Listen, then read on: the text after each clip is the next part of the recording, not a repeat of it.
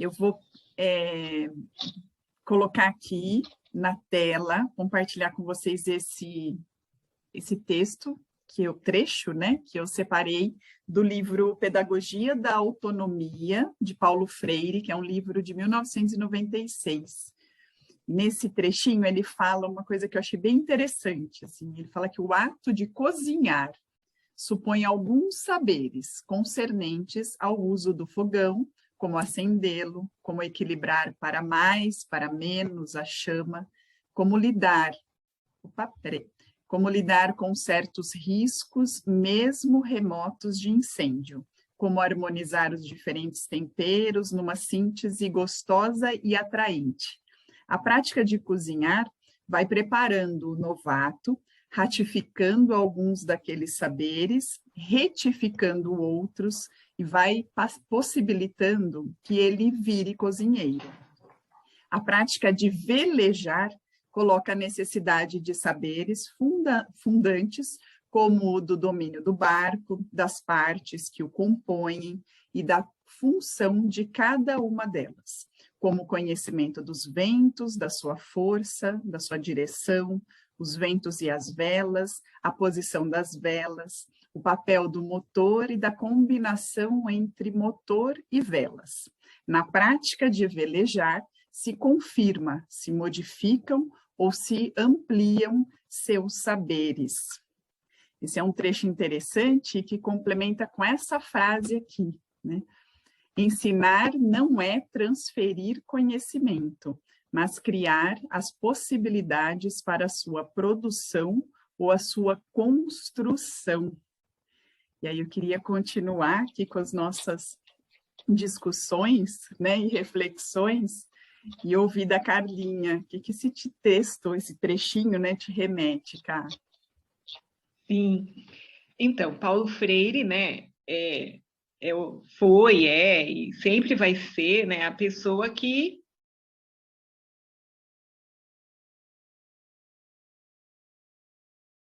do aluno, né? Ele foi esse educador que é a referência para quem é pedagogo, né? A referência de educador de jovens e adultos, exatamente por isso, porque o Paulo Freire traz essa questão da experiência, né?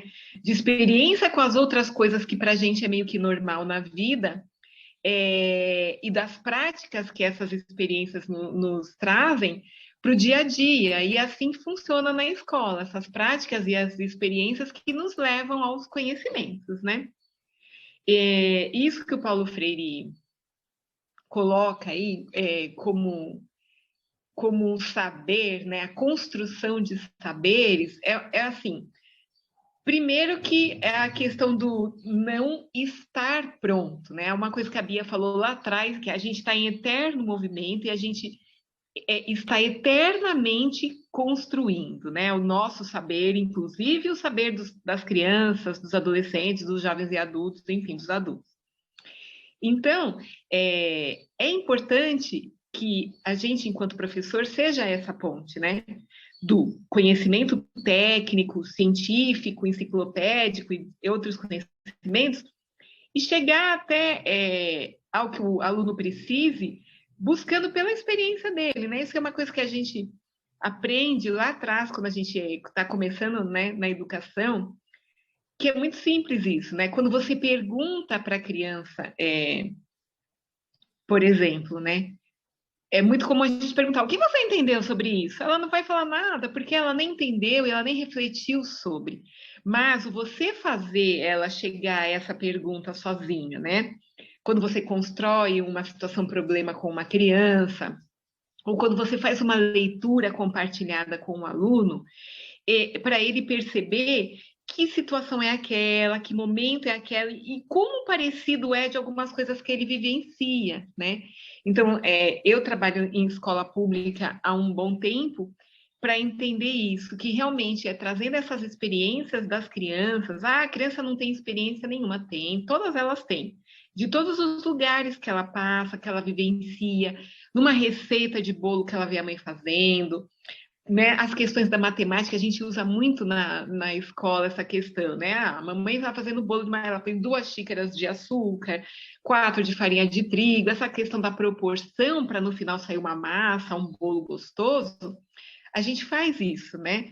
Eu gostava muito de fazer isso com as crianças, de fazer salada de frutas. Cada uma trazia uma fruta na sala, então pensa em 32, 33 frutas diferentes, e a gente fazia uma bacia enorme de salada de frutas, e a gente colocava leite condensado no final, e depois todo mundo sentava no refeitório e comia essa salada de fruta. E cada criança, que às vezes conhecia das 32 frutas, uma ou duas, né? Não conhecia o todo. E acabava experimentando, ou gostando ou não. E se a gente levar isso para a sala de aula, a gente também faz isso, né? Quando você ensina alguma coisa para a criança, naquele momento, às vezes, nada, né? Mas no outro momento ela vai usar aquilo, ela já vai ter um outro entendimento, um novo entendimento, e assim a gente vai construindo o conhecimento dessa criança. Então, quando a gente fala em transferir, né, conhecimento, é muito complexo porque a gente é ser humano. Então, assim, eu posso transferir um conhecimento para você, sendo que eu tenho a minha identidade, a minha subjetividade, as minhas experiências, as minhas práticas de vida. Como que eu vou transferir tudo isso para você se você é uma outra pessoa, né? É um outro ser com outros conhecimentos, com outras experiências, com outras práticas. Não tem como. Por isso que é uma construção do meu saber que passa pelo seu e aproveita suas experiências para você aprender com isso, né? Então, assim, esse legado do Paulo Freire, ele é fundamental, né? Para a educação de hoje em dia, como a Bia disse, né, anteriormente. A gente está aprendendo, né? Você acordou, professor, presencial, você dormiu, professor presencial, e acordou tendo que mexer em Teams, em Zoom, em Meet, né? E gravar e desgravar. E como é que você faz isso e editar e dar conta dos seus alunos? Você teve que aprender, né? Então, essa foi uma construção, ficou? Muito provavelmente ficou, né? Mesmo na escola pública, a gente ainda vai continuar usando esses recursos. É um recurso que a Secretaria Municipal da Educação aprovou para continuar, né?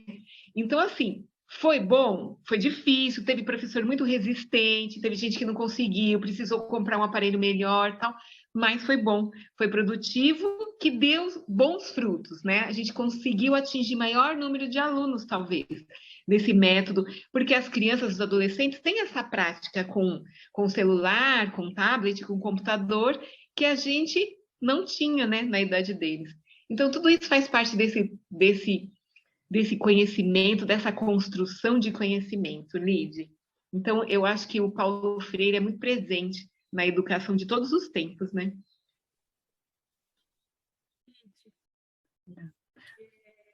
Enquanto você lia, ficou martelando aqui, né, nos meus pensamentos, principalmente quando ele faz a metáfora aí. Nós estamos num momento da educação em que a prática se sobrepõe à teoria, principalmente no ensino superior. O que nós temos ouvido, e de um modo geral, eu diria, né, de que o aluno tem que praticar, ele tem que aprender com a prática, ele tem que aprender com a prática. E eu acho que o Paulo Freire tocou num ponto muito importante, né? De que o ato de velejar, eu fui até buscar aqui, né? Ele diz assim, né? A prática de velejar coloca a necessidade de saberes fundantes. Então, não é o praticar pelo praticar. A teoria precisa existir. O que nós não podemos mais é viver somente na teoria. Nós precisamos, sim, ter uma formação que aplique essa teoria. Então, de fato, a prática precisa existir. Mas a leitura que se faz da prática pela prática, nós vamos formar maus médicos, maus professores, né? Maus administradores, porque em algum momento eles não vão conseguir refletir diante de um determinado problema e buscar a base teórica para solucionar na prática aquele problema. Então, eu acho que a gente vive um período da educação preocupante nesse sentido, né? Que é a prática pela prática. Ela precisa existir, mas eu acho que, como sempre, né? Paulo Freire pensava muito à frente do seu tempo. E ele deixou uma lição que encaixa agora para nós, né? Então, eu acho que os professores precisam começar a pensar nesse ponto e, principalmente, né, os administradores, os grandes grupos que conduzem, né, as universidades, as escolas particulares e também determinam sobre a escola pública, precisa repensar que essa prática ela precisa da base teórica. Fundamental falar isso, né? Não é a teoria pela teoria e nem a prática pela prática, né? Mas é o casamento entre elas. Isso é muito bacana, Bia, porque casa também com o conceito de aprendizagem informal, que não é aprender na prática, mas que é aprender por meio de livros, de manuais, de alguém te ensinando, né? De uma observação e com essa bagagem, então, colocar em prática, e mais do que colocar em prática, que é o termo que ele usa, né? É retificar e ratificar, né? Confirmar aquilo que eu vi na teoria, que alguém me ensinou, que eu vi alguém fazendo e que eu estou, então, reproduzindo na prática e que deu certo, e algo que eu vi na teoria, ou que eu vi alguém fazendo, como a gente comentou, dos professores que, né, eventualmente, esse eu não quero ser, então, isso aqui eu não vou reproduzir para a minha prática. E eu acho que aí vem o ciclo, né, de aprendizagem, e que é esse conceituar e colocar em prática, e conceituar e colocar em prática, mas também buscando maior capacitação. A Sheila, que tem também, né, essa experiência de capacitação de professores, como é que é esse ciclo, né, que entra, porque a gente também está aí, né, aprendendo, reaprendendo, desaprendendo, aprendendo de novo. Fazendo um gancho aí com o que a Carlinha falou e com o que a Bia falou, me vem muito à mente a fala cotidiana, né, dos alunos. Ai, professora, mas isso daí tudo é teoria. A teoria na prática não se aplica, principalmente porque eu dou aula de educação inclusiva, na perspectiva da educação especial, enquanto, né, e como a gente tem mudanças e transformações na sociedade, existe uma demanda de que a escola, de maneira geral, acompanhe para atender essas especificidades, esses avanços e etc. Né? Então, se a gente for pensar na educação especial, como a criança vem para dentro da sala de aula, que é uma grande divergência entre os educadores, né? A forma como pensam, a forma como entendem, a necessidade de formação mesmo, né? O professor, como você disse, Lide, eu entendo que ele é um transformador, só que ele não é um transformador a título de nada, nem calcado em nada, nem embasado em nada, com suporte em nada. Ele precisa ser um transformador que amplie perspectivas com crítica, com uma ideia de cientificidade. É claro que aí eu não estou pensando na educação básica e como base da Carlinha, né? Eu estou pensando de estudar a vida toda para que ele possa, lá no chão da escola, lá na base, ter esse olhar transformador. Né? E quando a gente pensa nessa coisa que a Bia trouxe do navegar, eu acho que é isso. E o professor ele precisa se colocar muito numa situação, porque eu conheço, né, ao longo da minha trajetória, fui conhecendo professores muito egóicos. Eu acho que o professor ele precisa ser menos egóico. Ele precisa entender que a função dele ela é em função do aluno. Ela existe. O professor existe por causa do aluno e não é o contrário. Né? Eu acho que existe uma inversão de papéis muito grande. E quando o professor ele consegue se sensibilizar para isso, quando a gente vê lá, né, procedimentos e atitudes, o que é o meu procedimento, o que é a minha atitude enquanto docente, ela fala muito sobre quem eu sou. E o professor ele precisa ser resiliente no sentido de compreender que ele existe para o aluno.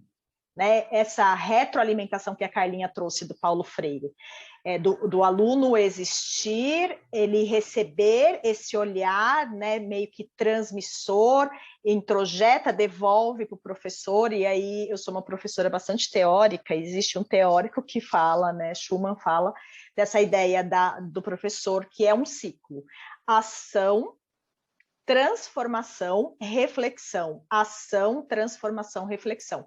E quando ele diz isso, ele é um teórico norte-americano contemporâneo da década de 60, ele não está falando de uma transformação do aluno, ele está falando de uma transformação que também ocorre no professor.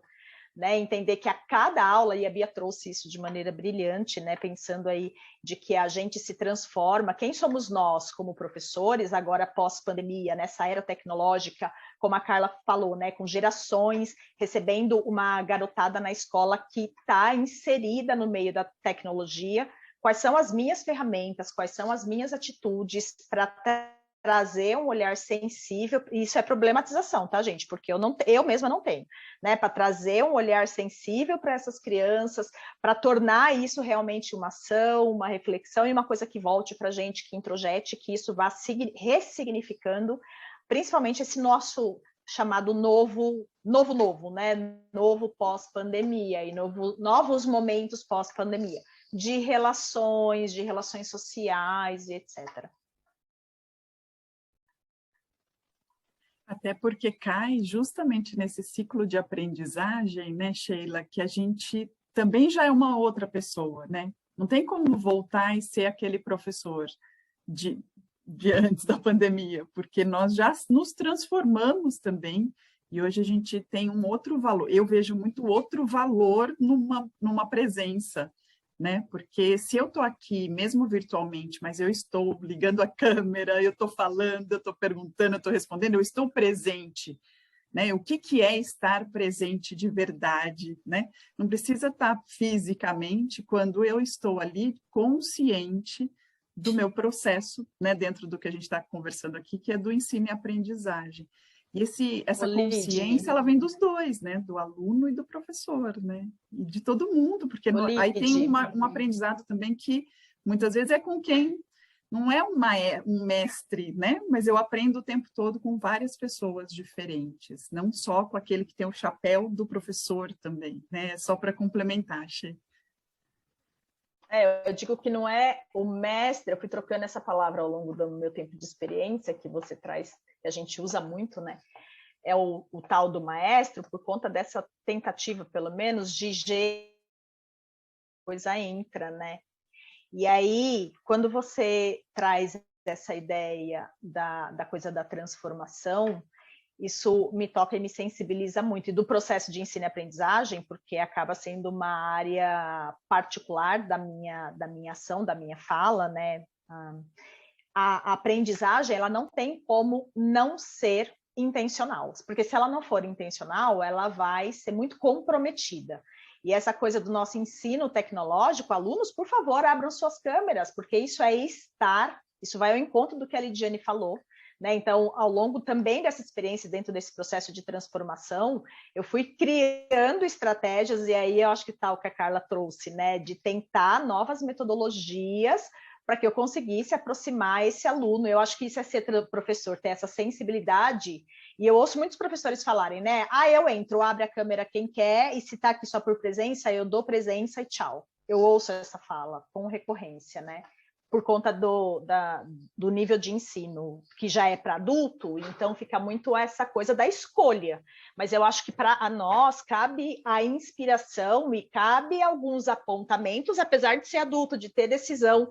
Então, experimente também esse outro lado, porque se você está ali com a câmera fechada e você está ali lixando a unha e você está no banho ouvindo música, ao mesmo tempo que você está com a câmera aberta, porque para você aquilo é uma obrigatoriedade, até que ponto você está comprometido? E aí entram valores, entram questões de se perceber no seu processo de aprendizagem, porque isso se replica para a vida, né? Eu estou num relacionamento e eu decido fazer uma chamada de vídeo, mas aí eu fico com a minha câmera fechada e eu não estou ouvindo o que o outro está falando, estou lixando minha unha, né? Então, a intencionalidade do professor e a intencionalidade do aluno, ela precisa estar presente para que o processo exista. Então, vamos tirar esse fardo do professor tão pesado de que ele precisa ser multifuncional, ele precisa ser multitarefas, ele precisa ser multiconhecedor, principalmente lá na área da Carlinha, né? Eu falei de educação especial, então o professor que precisa entender de deficiências, o professor que precisa entender da educação de jovens e adultos, o professor que precisa entender,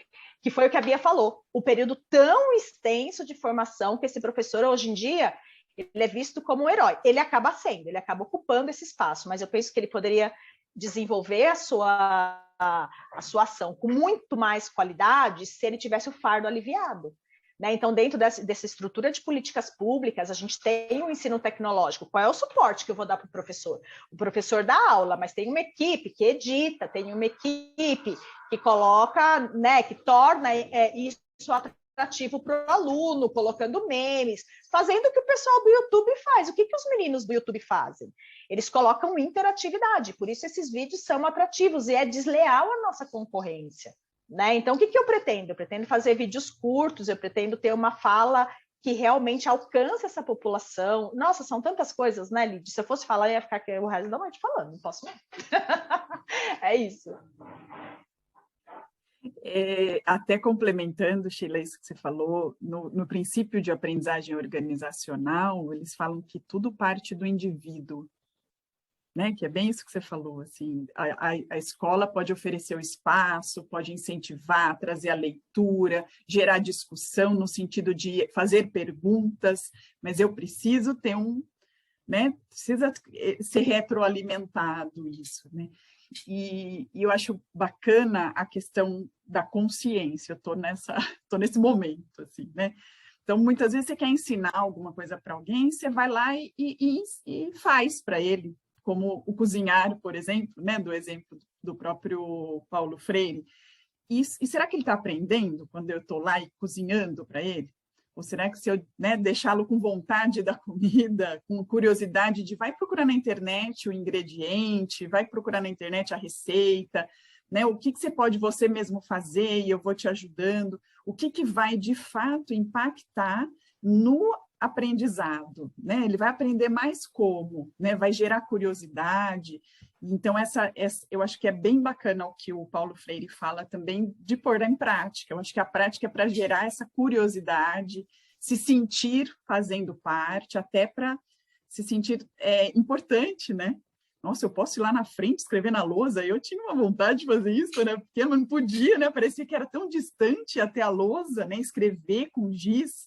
Eu sou da época do giz, da lousa verde.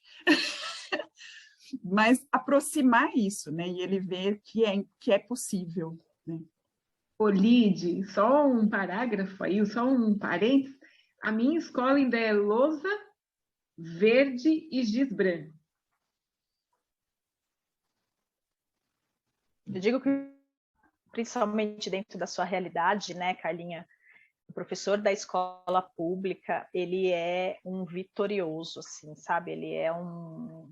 Ele tem uma importância social, e isso ficou bem claro para as famílias, agora durante a pandemia, com a ausência da escola e como a escola é necessária para processos de aprendizagem, né? Não foi uma fala só de famílias que disseram, eu nunca imaginei que a escola, o professor fosse fazer tanta falta, né? E daqueles heróis que pegavam as suas tarefas e que iam de bicicleta, andando quilômetros para deixar as tarefas na casa de alunos, né? Então, se a gente olhar, tem muito realmente... experimento. A gente tem muita experiência, assim, muitos relatos dessa falta, sabe, lá na escola.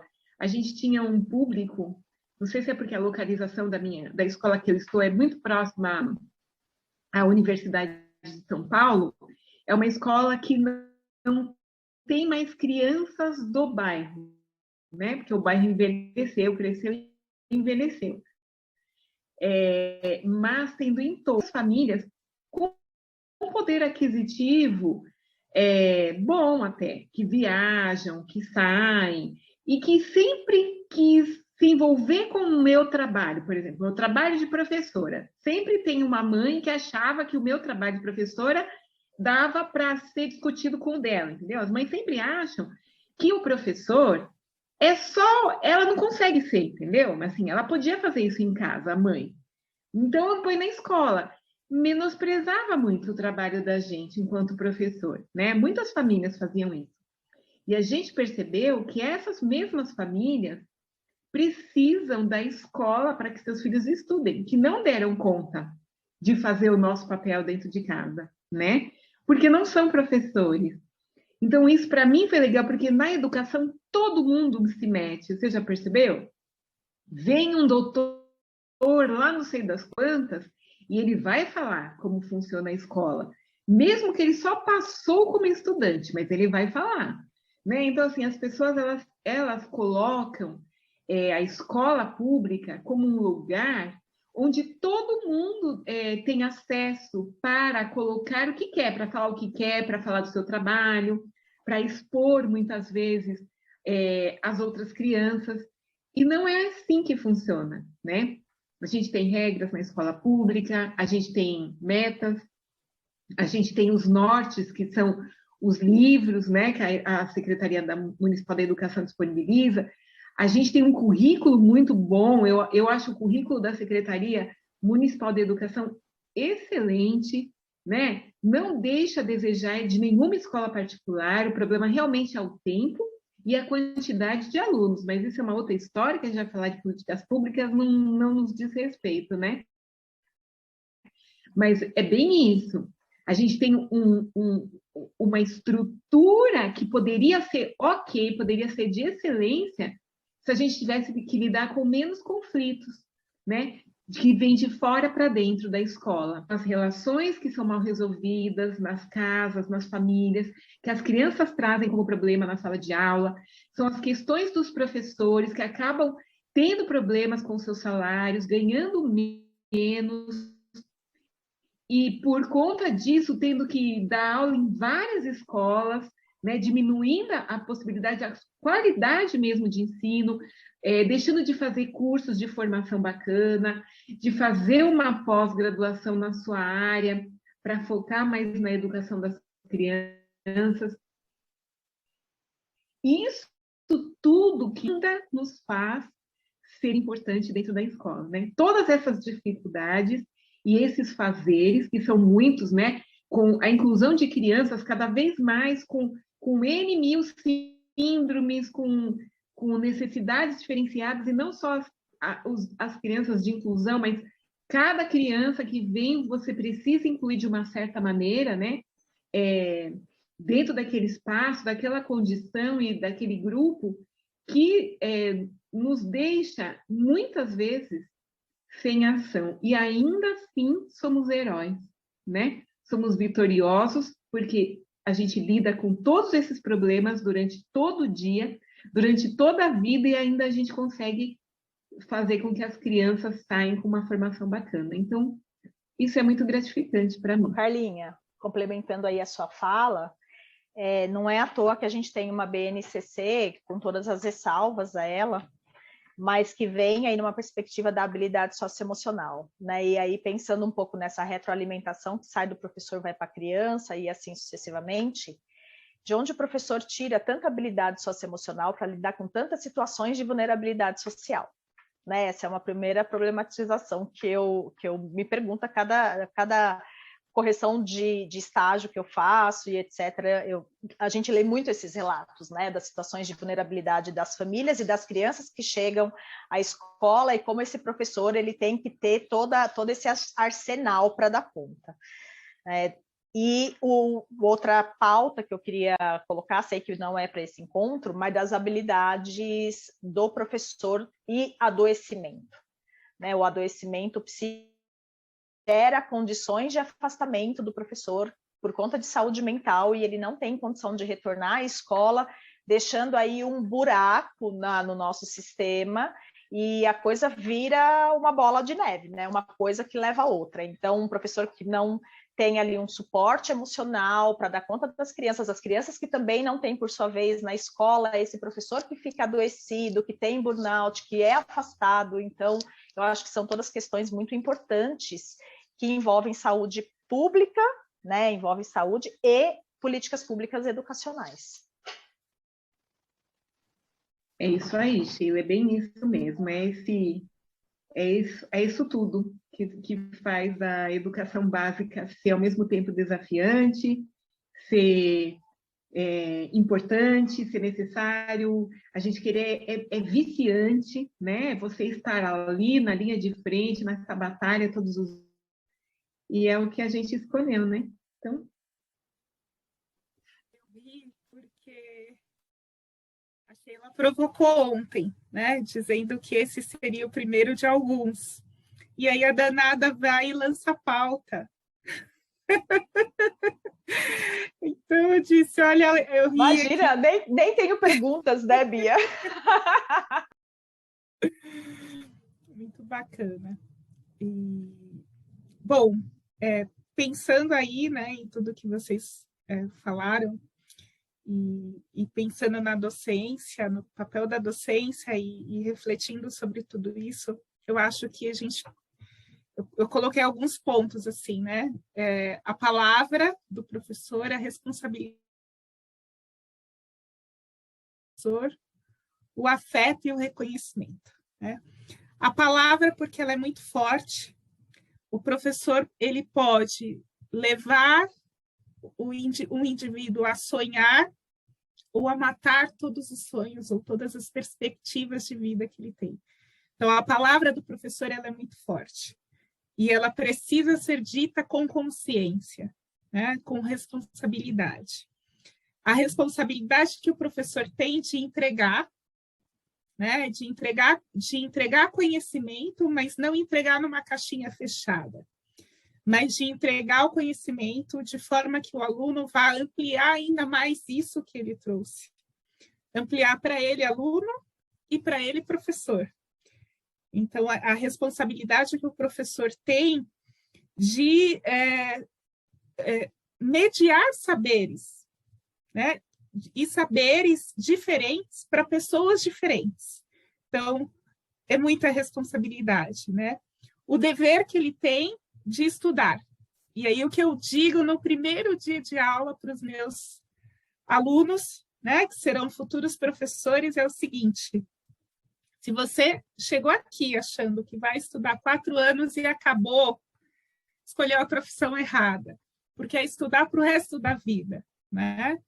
E o afeto, no sentido de afetar positivamente, então o professor tem esse papel de afetar o outro de forma positiva, e o afeto no sentido do carinho. Então, é o afeto no sentido duplo da palavra mesmo, né? E o reconhecimento de que a sociedade brasileira, os políticos brasileiros, precisam reconhecer o papel e a importância do docente, de todas as etapas da vida de um cidadão, né? Então, lá na educação básica, no ensino superior, na pós-graduação, sim a mola propulsora de um país melhor. E isso precisa ser considerado, né? Porque daqui a pouco nós não teremos professores, se continuar dessa forma. Outra pauta, Lid. Justamente. Então, eu acho que... Justamente, vamos fazer uma nova. Quando a gente pensa, né, no exercício da docência, nós, professores, precisamos ser um pouco de tudo isso e de tantas outras coisas que acontecem aí, né?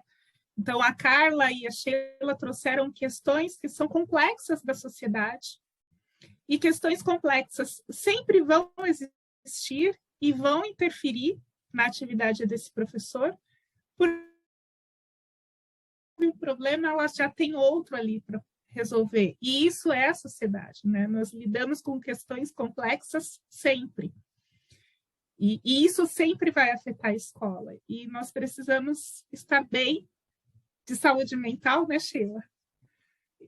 Para poder dar conta de tudo isso. Com certeza, e assim,